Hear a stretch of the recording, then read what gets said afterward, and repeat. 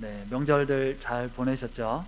네, 명절 지나고 거리두기 단계가 이제 하향 조정이 됐는데 아직도 안심할 수 없는 상황이 계속되다 보니까 우리 교회는 계속 온라인으로 예배를 드리면서 추위를 지켜보고 많이 답답하시고 또 힘들겠지만 우리 모두가 이 힘든 시간들을 또 지혜롭게 잘 극복해 갈 수 있기를 바랍니다. 오늘 본문 말씀은 우리가 잘 아는 말씀입니다. 가인과 아벨의 제사 이야기인데요. 주로 이 본문 말씀을 가지고 이제 말씀을 들으면 하나님이 받으시는 예배, 그러니까 하나님께서 기뻐하시는 예배를 드리자, 이제 이런 이야기, 이런 말씀을 주로 들었습니다. 아벨처럼 우리도 믿음의 제사를 드리자. 아벨은 양을 잡아서 제물을 드렸고요. 양을 제물로 드렸고, 가인은 자신이 지은 농사 결과물을 가지고 이제 제사를 드렸다고 하는데요. 피 흘림이 있는 아벨의 제사는 하나님이 받으셨고, 또 짐승의 피를 잡지 않은 가인의 제사는 받지 않으셨다라고 저는 이제 이렇게 어린 시절에 배웠던 기억이 납니다.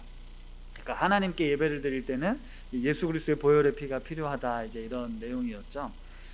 이 주장이 물론 어느 정도의 신학적 근거를 가지고 또 있지만 사실 설득력이 좀 떨어집니다. 왜냐하면 가인과 아벨이 드린 제사는 속죄제가 아니라 이제 감사제의 형태였는데요. 감사제는 꼭 제물, 이렇게 희생 제물이 없어도 됐었던 것이고, 레위기에 보면 그 짐승을 잡지 않아도 곡식으로 제사를 드리는 법이 나오기 때문에 이게 꼭 맞는 해석은 아닐 수도 있습니다. 또 다른 해석은 히브리서 말씀을 근거로, 그러니까 히브리서 11장 4절에 이런 말씀이 있거든요. 제가 한번 읽어드릴게요. 믿음으로 아벨은 가인보다 더 나은 제사를 하나님께 드림으로 의로운 자라 하시는 증거를 얻었으니 라는 말씀이 있습니다.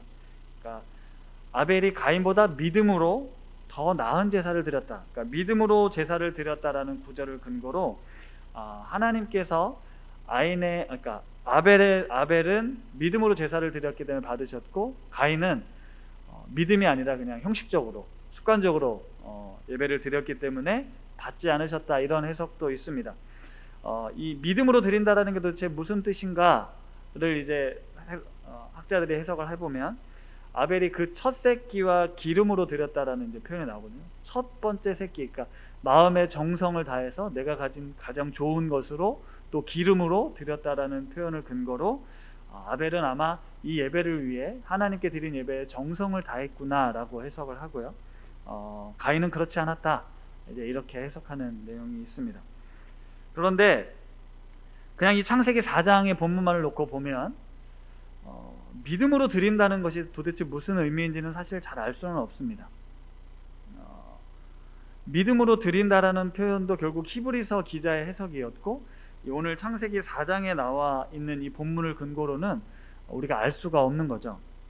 그런데 우리가 알 수 있는 사실은 아벨과 그의 제물은 하나님이 받으셨고, 가인과 그의 제물은 받지 않으셨다라는 내용이 오늘 4장에 나오는 내용입니다.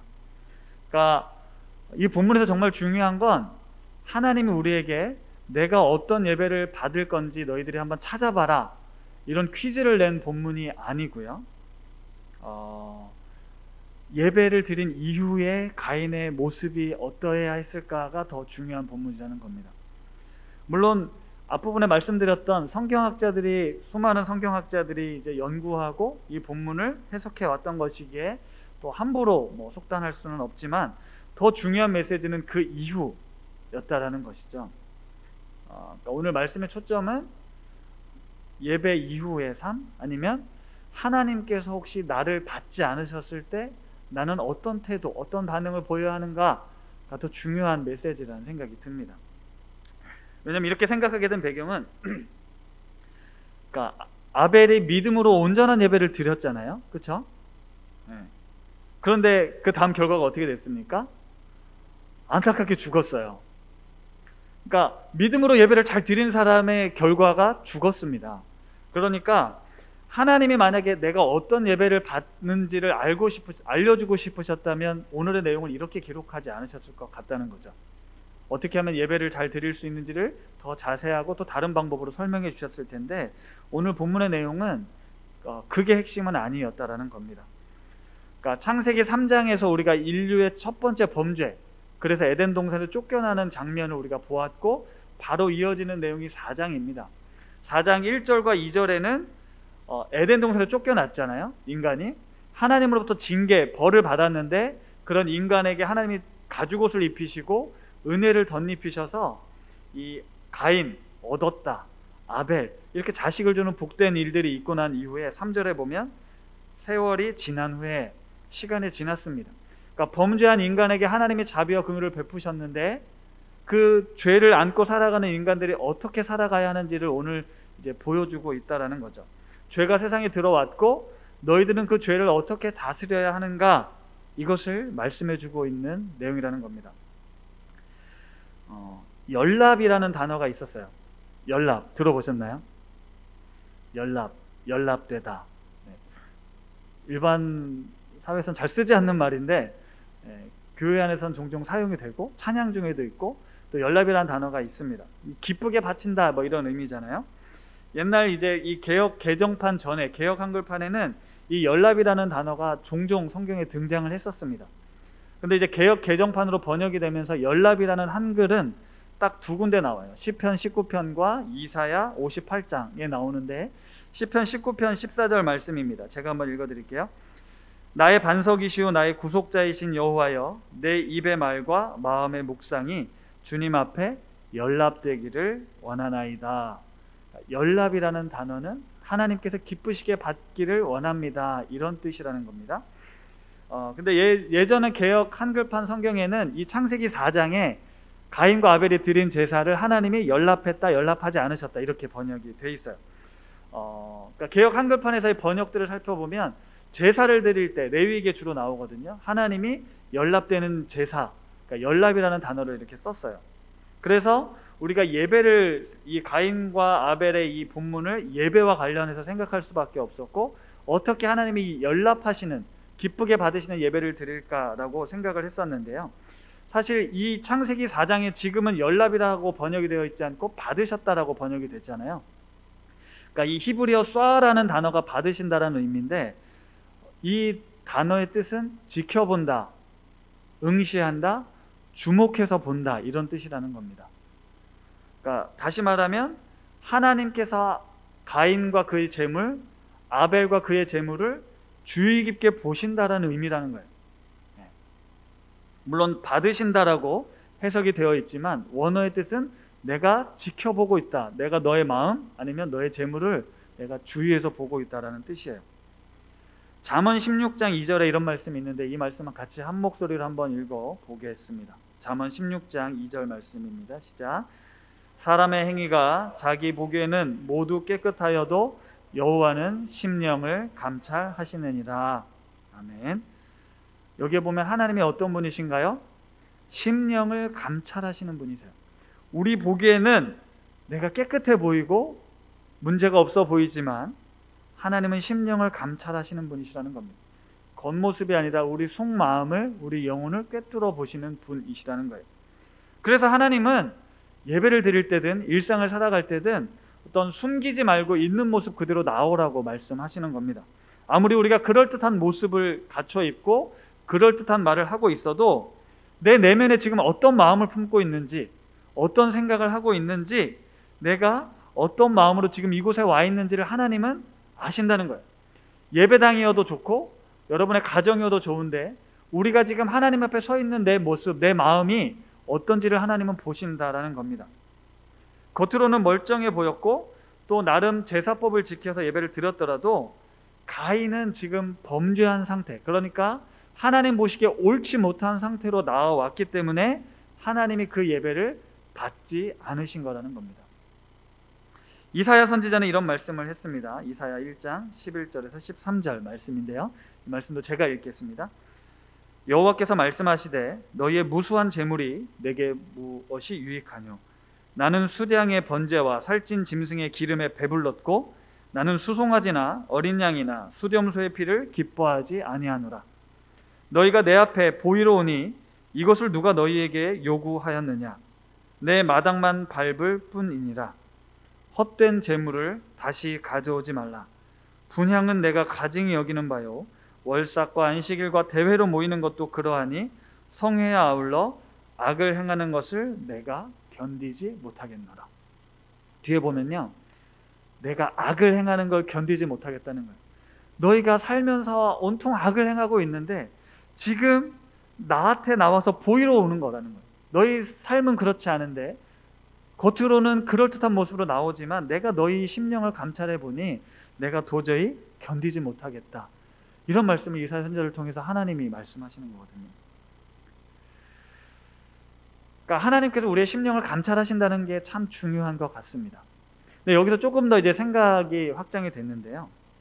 오늘 본문을 보면서 하나님이 내가 드린 이 제물을 받으셨는지 안 받으셨는지를 그때 어떻게 알았을까요? 제단에다가 뭐 양을 잡아놓고 곡식을 올려놨는데 하나님이 받으시는지 안 받으시는지 어떻게 알았을까요? 그러면 이제 자연스럽게 우리가 생각하는 건 하늘에서 이제 불이 내려와서 태우는 걸 생각하는 거잖아요, 그렇죠? 엘리야 선지자가 이제 바알과 아세라 선지자 850명과 이 갈멜산에서 전투를 벌이잖아요. 850명의 선지자들이 아주 길길이 날뛰는데도 하늘에서 아무런 응답이 없었습니다. 그런데 엘리야 선지자가 제물에 뭐 물을 붓고 뭐 또 붓고 했는데도 하늘에서 불이 내려서 그 제물을 싹 태워가는 장면이 기록되어 있잖아요. 그러니까 뭐 그랬을 수도 있고 아니었을 수도 있는데 아벨과 가인이 제사를 드렸을 때 뭔가 눈에 보이는 확연한 차이가 있었을 거라는 거죠. 그렇죠? 그러니까 눈에 보이는, 그러니까 불이 와서 아벨은 다 태워가고 가인은 아무런 응답이 없었던 그런 장면을 그냥 우리가 상상해 보면, 그러니까 이게 너무나도 눈에 보이니까 가인이 어땠을 것 같아요? 얼마나 창피하고 부끄럽고 그랬겠습니까? 그러니까 이제 뒤에 보시면 가인이 분노하잖아요. 사실 우리가 지금 이렇게 예배를 같이 드리고 있는데 저 사람의 예배는 하나님이 받으시고 내 예배는 받지 않으셨다는 건 우린 지금 모르잖아요. 그러니까 같이 예배를 드리고 가도 내 마음은 제각각이기 때문에 서로 알 수가 없습니다. 뭐 저 사람이 은혜를 받았든지 내가 안 받았든지 그게 티가 안 나니까요. 근데 여긴 너무 티가 확 난 거죠. 그러니까 가인은 참을 수 없는 분노가 치밀어 올랐고 결국은 동생을 죽이기까지 하는데요. 또 생각을 해보면 가인은 그럼 왜 이렇게 분노를 했을까? 왜 이렇게 분노했을까? 그러니까 뭐 생각이지만 가인도 우리가 생각했을 땐 가인이 믿음 없이 드렸을 거다, 대충 드렸을 거다, 그러니 하나님이 안 받으실 거다라고 생각하지만 가인도 나름대로 정성을 다해서 자신이 농사지은 농작물을 드렸을 거라는 거예요. 그러니까 하나님이 당연히 받으실 거라고 가인은 생각했을 거라는 거죠. 그런 비슷하잖아요. 우리가 뭔가 정성껏 음식을 차렸는데 맛이 없게 먹는다든지 안 먹겠다고 그런다든지 그러면 그 작은 것에도 마음이 상하는데 가인은 내가 최선의 것을 준비해서 드렸다라고 생각했는데 하나님이 응답하지 않는 거예요. 반응하지 않으시는 거예요. 그러니까 이만큼 화가 나지 않았을까 싶은 거죠.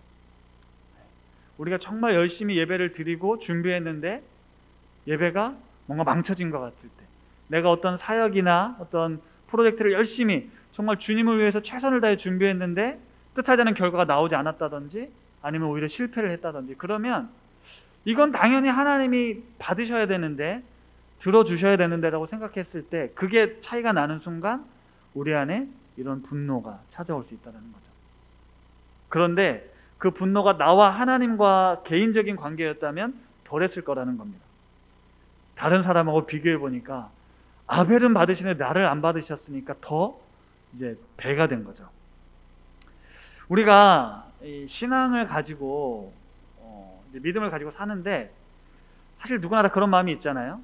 내가 열심히 신앙생활을 하고 봉사도 하고 헌금도 열심히 하고 선교적인 삶도 살고 우리가 최소한 하나님 앞에서 나의 삶의 많은 부분들을 헌신해서 드립니다. 그리고 우리 자녀들도 그렇게 키워요. 그런데 내가 이만큼 했으면 하나님이 진짜 이 정도는 좀 챙겨주셔야 된다. 내가 자식을 위해서 이렇게 기도했으면 하나님이 뭔가 좀 길을 보여주셔야 된다 라는 생각을 할 수 있지 않겠습니까? 내가 정말 나의 많은 시간, 물질, 에너지, 열정을 주님을 위해서, 교회를 위해서 헌신했다면 하나님 이 정도는 좀 들어주셔야죠 라는 생각이 우리 안에 있을 수 있다는 거죠. 그런데 아무 일도 일어나지 않거나 아니면 일이 안 풀린다면 우리 안에 이런 분노나 원망의 마음이 당연히 들어올 거라는 겁니다. 근데 그게 나하고만의 문제면 괜찮을 텐데 옆 사람을 보니까 더 문제가 큰 거예요. 아니 저 집사는 봉사도 안 하고 대충 사는 것 같은데 저 자식은 좋은 대학에 가고 남편은 승진하고 요즘은 집값이 우리 집은 안 오르고 저 집은 오르고 내가 산 주식은 안 오르고 저 사람이 산 주식은 오르고. 그러니까 우리가 이런 마음이 있다라는 거죠. 하나님을 믿는 믿음으로 살아가면서 내가 정말 주님 앞에 나의 어떤 삶을 드린다라고 생각하는데 아무런 응답이 없을 때, 아니면 다른 누군가에게는 하나님은 응답하시는 것 같은데 나에게는 침묵하신다고 생각이 될 때 우리 안에 좀 분노나, 여기서 이제 시기라고 하는데 그런 마음이 생기는 거예요. 그러니까 하나님 앞에 원망스러운 이 마음이 결국 어디로 향하냐면 우리 옆 사람에게도, 이웃에게로 향할 수밖에 없다는 거예요. 향할 수밖에 없다는 거라고 제가 지금 말씀드렸는데요. 하나님은 지금 뭐라고 그러시냐면 향하지 말아라. 너의 마음을 다스려라. 오히려 선을 행해라. 죄를 다스리라고 말씀하시는 거예요. 우리가 어떻게 해야 할 것인가가 이제 오늘 본문에서 하시고 싶은 말씀이라는 겁니다. 요즘 창세기 말씀을 이제 50일간의 특별한 여행이 이제 이번 주면 마무리가 되잖아요. 요셉 이야기를 보면 우린 참 대단하다 생각을 하지 않습니까? 하나님을 잘 믿었던 요셉이, 특별한 사랑을 받았던 요셉의 인생이 꼬이기 시작하는데, 요셉은 그런 노예로 팔리거나 억울한 일을 당했을 때도 분명 원통함이 찾아왔겠지만 하나님과의 관계를 벗어나지 않고 그 만나는 사람들과 내가 있는 그곳에서 성실하게 믿음의 삶을 살았습니다. 이게 진짜 그리스도인의 삶의 모습이라는 거죠. 내가 이렇게 하나님 사랑하고 섬기고 최선을 다해서 내가 일을 했는데 오히려 더 안 좋은 일이 생겼을 때, 그럴 때 우리의 반응이라는 겁니다. 그러니까 다시 본문으로 돌아오면 하나님께서는 가인이 지금 어떤 삶을 사셨는지 우리는 모르지만 하나님은 알고 계셨던 거예요. 그러니까 내 마음 상태, 내 영혼의 상태, 네가 어떻게 사는지를 내가 알고 있기 때문에 제사를 받지 않으시고 너가 깨닫고 돌이키기를, 가인이 깨닫고 돌이키기를 원하셨다는 거예요. 그래서 이제 기회를 주시는 거죠. 질문을 하는 거예요. 네가 왜 분하여 함이 어찌미냐? 안색이 변하는 이유가 뭐냐? 네가 선을 행한다면 어찌 낯을 들지 못하겠느냐라고 질문을 던지신 거예요. 너 자신을 살펴봐라. 네가 지금 분노하는 게 정당하다고 생각하니? 라고 물으시는 거거든요. 그러면서 죄가 문에 엎드려 있어서 죄가 너를 원한다. 따라서 너는 죄를 다스려야 된다라고 말씀하시는 겁니다. 하나님께는 다 뜻이 있고 계획이 있습니다. 근데 나는 그걸 잘 모르겠고 지금 이 현실, 당장 내 눈앞의 현실은 화가 납니다. 하나님이 왜 나를 도와주지 않으신지 모르겠습니다. 그런데 하나님께서는 그 상황에서 우리가 어떻게 하기 원하느냐? 내가 선을 행하면 어찌 낯을 들지 못하겠느냐라고 말씀하시는 거예요. 여기서 선을 행한다라는 이 뜻이 그냥 착한 일을 해라, 선한 일을 행하라는 뜻이 아니고, 여기서 말하는 선은 야타브라는 단어인데요, 선한 행위도 물론 포함되지만 의로움, 올바름, 그러니까 네가 올바로 살면, 네가 의롭게 살면 뭐가 문제겠냐라는 말씀을 하시는 거예요. 여기서 말하는 의로움, 성경에서 말하는 의로움은 하나님과의 바른 관계입니다. 그러니까 아담과 하와가 하나님과 바른 관계가 깨어지잖아요. 그렇죠? 하나님과 나와의 관계가 깨어져서 이 교만함이 범죄하게 됐고 그게 죄입니다. 그러니까 죄가 들어온 세상, 이제 죄가 너희 세상에 들어왔으니까 하나님은 우리에게 죄를 다스릴 것을 요구하시는 거죠.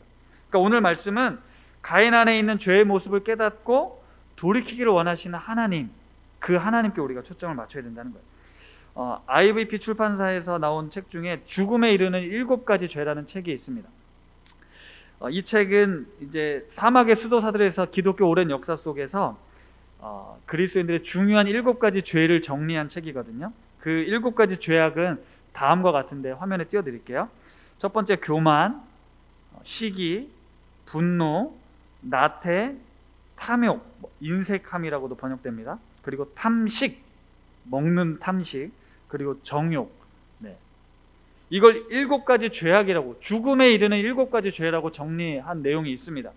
근데 오늘 가인과 아벨의 이 내용은 두 번째 시기와 관련된 죄였다라는 거죠. 너만 없으면 내가 하나님의 사랑을 독차지할 수 있었는데 라는 마음이 결국 살인까지 저지른 거죠. 그러니까 이 시기라는 마음은 잘 드러나진 않는데요, 살면서 우리 안에 다 이런 시기의 마음이 있습니다. 사촌이 땅을 사면 배가 아픈 마음이 다 시기인 거잖아요. 남이 잘 되는 걸 흔쾌히 받아들이지 못하는 게 다 시기의 마음 아닙니까? 이 사막의 교부들이 이 시기를 뭐라고 표현하냐면 가장 야비하고 더럽고 잔인한 죄라고 표현을 합니다. 이게 너의 영혼과 삶을 파괴하는 죄악이라는 거예요. 그러니까 가인에게 이 시기의 죄가 들어오니까 하나님께서 선을 행하고 죄를 다스리라고 하시는데 이겨내지 못한 거죠. 이 성경은 시기와 관련된 말씀, 인물, 사건들이 많습니다. 가인과 아벨의 사건이 대표적인데, 이 라헬, 야곱의 아내 라헬이 언니 레아를 시기했고요, 요셉의 형제들이 요셉을 시기했잖아요. 사울 왕은 다윗을 시기했습니다. 그래서 그를 죽이려 했죠. 신약 시대에 내려오면 초대교회 종교 지도자들이 예수님을 시기해서 결국은 십자가에 달려 죽게 했습니다. 이 마태복음에 보면 이 바리새인과 서기관들을 향해서 예수님께서 화 있을진저라고 이 꾸짖는 장면이 23장에 나오거든요. 23장에 나오는 그 한 구절을 이제 한번 제가 읽어 드릴게요. 33절 35절인데, 뱀들아, 독사의 새끼들아, 너무 심한 욕을 하셨죠. 너희가 어떻게 지옥의 판결을 피하겠느냐?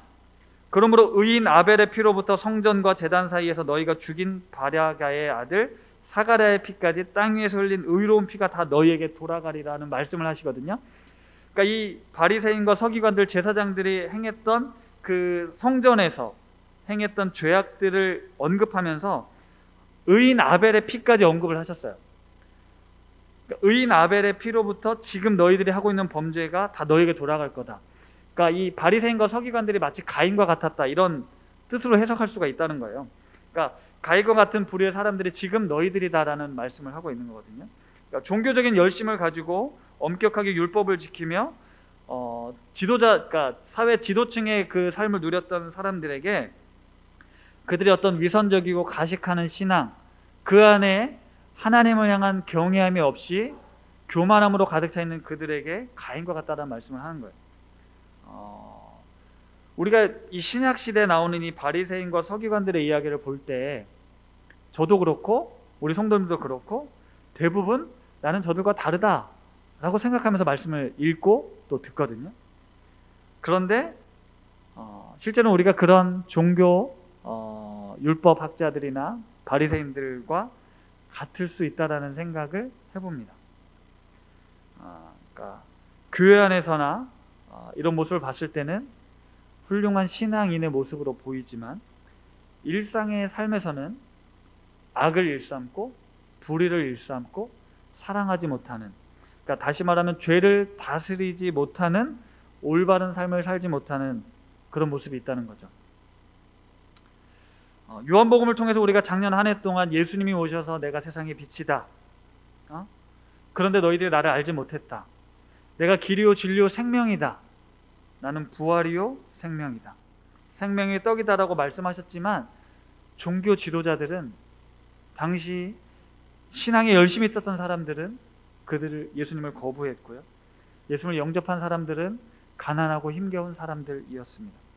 하나님께서 예수님을 이 땅에 보내신 이유가 무엇입니까? 바로 우리의 죄성, 우리의 죄악을 깨닫고 돌이켜서 하나님과의 관계를 회복하기를 원하셨던 거잖아요.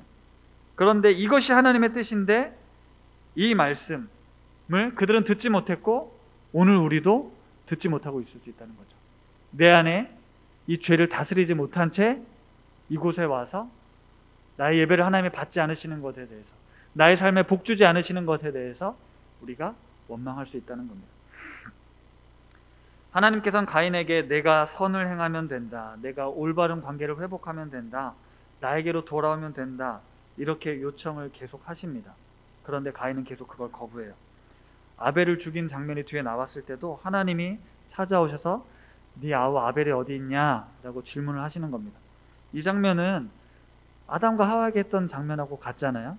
그때도 똑같았어요. 제가 잘못했습니다. 제가 이런 일을 저질렀습니다. 하나님과의 관계를 회복할 수 있는 기회를 주셨는데 가인은 내가 아우를 지키는 사람입니까? 라고 오히려 따져 묻습니다. 이 핑계와 변명으로 부모님들은 떠넘겼고 가인은 오히려 나에겐 아무런 죄가 없다. 내 행위는 정당하다라고 오히려 항변하고 있는 거죠. 그렇게 하나님부터 심판을 받고 쫓겨남을 당한 가인에게 하나님은 그대로 죽게 내버려 두지 않으시고 또 그에게 자비와 긍휼을 베푸십니다. 그로 한 민족을 이루게 하세요. 가인이 정착한 땅의 이름이 나오거든요. 그 땅의 이름이 뭐냐면 놋 땅입니다. 놋이라는 땅이에요. 근데 재밌는 건 놋이라는 지명의 의미가 방황, 탄식 이런 의미예요. 정착은 했지만 가인의 인생은 하나님 앞에서 여전히 방황하고 탄식할 수밖에 없는 그런 인생이라는 의미가 있습니다. 하나님을 떠난 인생, 아니 하나님께로 돌이키지 않는 인생은 여전히 방황하는 인생일 수밖에 없다라는 거예요. 에덴을 떠난 인간에게 하나님께서 회복의 길을 열어주시지만 하나님께로 돌아오지 못하면 결국은 우리는 방황과 탄식의 이 고통스러운 인생의 절망적인 수렁에서 헤매일 수밖에 없다는 겁니다. 사랑하는 성도님들, 말씀을 마무리하며 오늘 말씀은 하나님이 받으시는 예배가 무엇인가에 대한 말씀이라기보단 진짜 우리 삶의 예배, 내가 평상시 어떤 삶을 살고 있는지에 대한 말씀인 거예요. 시기와 교만, 분노와 나태, 정욕, 탐욕, 탐심이 우리 삶에 늘 도사리고 있습니다. 죄가 늘 문 앞에 도사리고 있기 때문에 죄를 다스리는 삶을 살라고 말씀하시는 거거든요. 때때로는 우리가 실패하죠. 넘어집니다. 그래서 하나님으로부터 거절당한 같은 느낌을 받을 수 있어요. 그런데 그럴 때 하나님께 더 나아가야 한다는 거죠. 하나님께 나아가서 그 관계를 점검하고 더 나아가 다른 이들과의 관계에서도 선을 행해야 합니다. 오늘날 우리 한국교회와 우리 그리스도인들이 이 코로나라는 사태로 인해서 민낯이 드러났어요. 주일 성수도 안 되고 예배당에서도 예배를 드리지 못한 시간이 1년이 지나갑니다. 신앙의 많은 부분이 멈춰버린 우리 그리스도인들에게 하나님이 왜 우리를 지켜주지 않으시지? 하나님이 우리를 왜 도와주지 않으시지? 나는 지금 너무 힘들고 뭔가 좀 빨리 여기서부터 벗어나서 다시 회복하고 싶은데 이런 걸 고민할 때 하나님이 말씀하시는 거예요. 네가 분하여 함은 어찌 됨이며 안색이 변함은 어찌 됨이냐. 내가 선을 행하면 어찌 낯을 들지 못하겠느냐. 선을 행하지 아니하면 죄가 문에 엎드려 있느니라. 죄가 너를 원하나 너는 죄를 다스릴지니라. 죄를 다스리라는 하나님의 말씀을 우리가 좀 귀담아 듣고 지금 이 상황 속에서 하나님, 내가 죄를 다스림을 통하여 하나님께서 다시 회복하기 원하시는 그 에덴 동산의 삶을, 하나님의 나라를 제가 회복할 수 있기를 원합니다. 우리가 드려야 할 진정한 예배, 하나님이 받으시는 진짜 예배, 나를 주목하여 보시는, 주위에서 바라보시는, 심령을 감찰하시는 하나님 앞에 내가 진정한 예배의 삶을 드려야 합니다. 아까 이사야 1장 말씀을 읽어드렸는데요.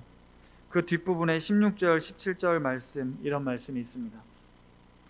너희는 스스로 씻으며 스스로 깨끗하게 하여 내 목전에서 너희 악한 행실을 버리며 행악을 그치고 선행을 배우며 정의를 구하며 학대받는 자를 도와주며 고아를 위하여 신원하며 과부를 위하여 변호하라 하셨느니라.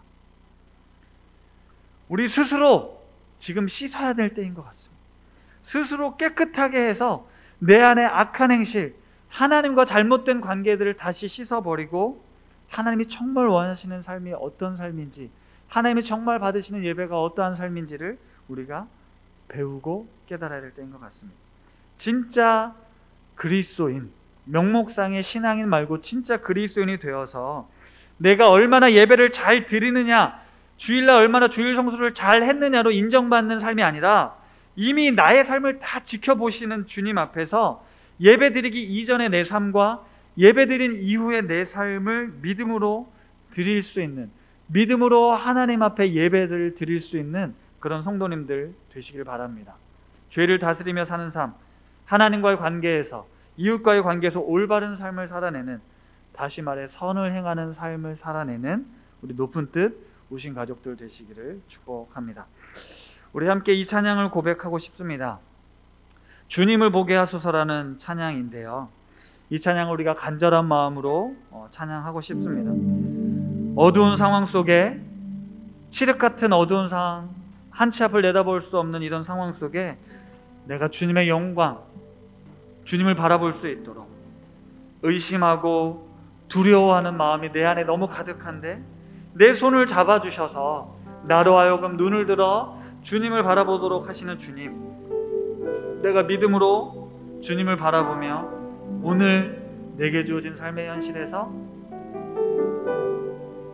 하나님이 받으시는, 하나님이 주목하시는 예배자의 삶을 살게 하옵소서라고 우리 같이 찬양 고백하겠습니다.